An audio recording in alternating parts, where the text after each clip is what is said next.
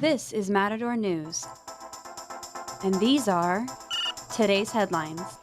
The Germanwings co-pilot is under investigation. One person dies after a tornado hits Oklahoma. And more hot weather in Southern California. Hello and welcome to Matador News. I'm Lindsey Karlis. And I'm October Primavera.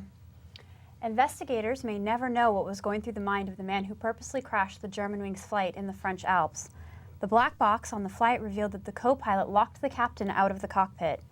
The recording captured the sound of the pilot banging on the door and the sound of passengers screaming in the minutes before impact. Marseille prosecutor Bryce Robin says Andreas Lupitz has been named the 28-year-old co-pilot. We have no findings at all with regard to why the co-pilot did that. Investigators say Lupitz had no history of mental illness, had passed his medical exam this year, and was certified 100% able to fly. Once he had locked the door on the pilot, he did not speak a single word, and his breathing remained normal until the collision. 150 people were killed, including 16 high school students, 2 infants, and 3 Americans. Saudi and allied warplanes strike rebels in Yemen today. The sudden strike involved 100 Saudi jets, plus naval help from Pakistan and Egypt. The Saudis consider the Houthis rebels as representatives for the Shiite government of Iran and fear another Shiite-dominated state in the region. Saudi Arabia is threatening to send ground troops and positioning itself in its southern neighbor's civil war. The airstrikes did not include warplanes from the United States. The U.S. is, however, continuing to conduct attacks on ISIS positions today with 17 airstrikes around the city of Tikrit. The Lieutenant General James Terry says the Iraqi and coalition airstrikes are setting the stage for offensive action. The prospects are for Iraqi forces to take back Mosul from ISIS forces. A member of the National Guard has been arrested for allegedly trying to join ISIS. 22-year-old Hassan Edmonds was detained at Chicago Midway International Airport last night as he was attempting to fly to Egypt. His cousin, 29-year-old Jonas Edmonds, was also arrested at his home. The cousins allegedly told an undercover FBI agent their plan for an armed attack on the U.S. military facility in northern Illinois where Hassan Edmonds had been training. Both men will appear in federal court later today. An Indiana law now allows businesses to refuse service to gay and lesbian customers in the name of religious freedom. Indiana Governor Mike Pence signed the bill this morning. He says Congress needs to uphold American values. Men and women, we cannot rest until we return the American Congress to the common sense and common values of the American people. The bill has created an outcry among businesses, religious groups, and sports teams that hold conventions in Indianapolis. The NCAA is 2 weeks from hosting its men's basketball Final Four in the city. NCAA officials say they are committed to an inclusive environment where all individuals have equal access to events. One person has been killed and several were injured after a tornado hit Tulsa, Oklahoma. At least 9 people were hospitalized, but the total number of injured people has not been reported. Local public school superintendent Robert Romine says they are working to get residents homes. We've already got a plan and a course of action on what we're going to do with this community. Unfortunately, we've been through this before, and we know what we're doing, and we're about putting our community back together. The governor of Oklahoma issued a state of emergency for 25 counties Wednesday night. Patients with minor injuries are being treated at a temporary hospital. More public schools have been canceled until further notice. And people are being told to stay away from the tornado-damaged areas. And now here is Jacqueline Serrano with the latest on CSUN synopticism.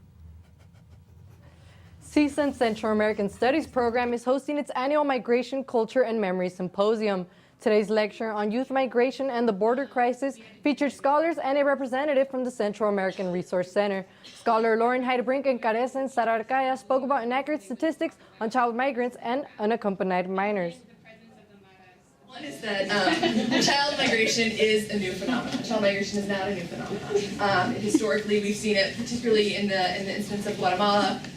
We see young people migrating to the Pacific Coast to harvest cane. These are pictures from migrant camps, coffee plantation camps in southern Mexico, increasingly great plantations, a little pink. While we see a sudden rise, I think part of it is that we haven't really been paying attention to children as migrants. And historically, we've been seeing children migrating for centuries. In Los Angeles in 2014, there were about 6,000 unaccompanied children. that came here.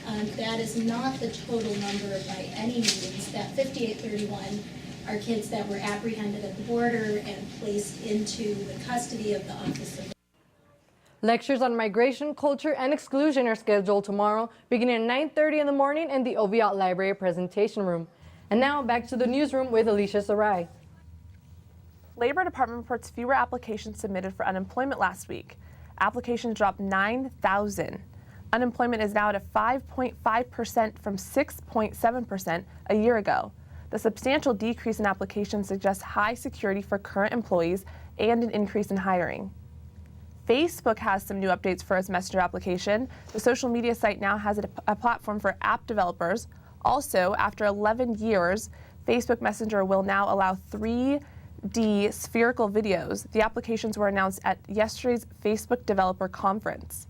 The event continues today.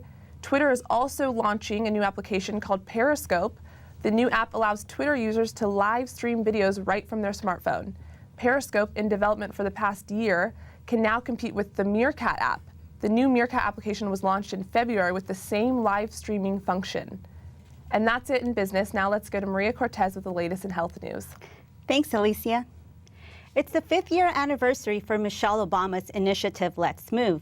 Let's Move aims for healthier foods and beverages for kids to reduce obesity.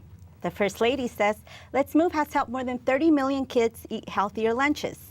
Nearly 9 million kids now participate in active school programs. She says she sees a cultural shift across the country. Just this week, soda companies reported that sales of the low-calorie soft drinks in the United States have tumbled by 20%. Now let's go back to Alicia with the latest in entertainment. Zayn Malik from the band One Direction has decided he will be leaving the group. After 5 years in the band, Zayn says he would like some private time out from the spotlight. He says he's excited for his fans to see him grow as an individual artist. I don't know if it's necessarily going to surprise people, but I would just like for people to get more of an in-depth look into our individual personalities. His mates understand, but not his fans. Come back, Zayn, please. Some fans seem to be very upset over the 22-year-old's decision to leave the group, and it doesn't seem like they will be getting over his exit anytime soon. Cissy Houston says she doesn't hold out much hope for her comatose granddaughter, Bobby Christina. Bobby Christina is the daughter of the late Whitney Houston, who's been in a medically induced coma since January after being found unresponsive in her bathtub. Bobby Christina suffered severe brain damage, and her grandmother has not spoken out until now. Ben Affleck visits the Senate today to urge the U.S. to increase its involvement in Eastern Democratic Republic of Congo.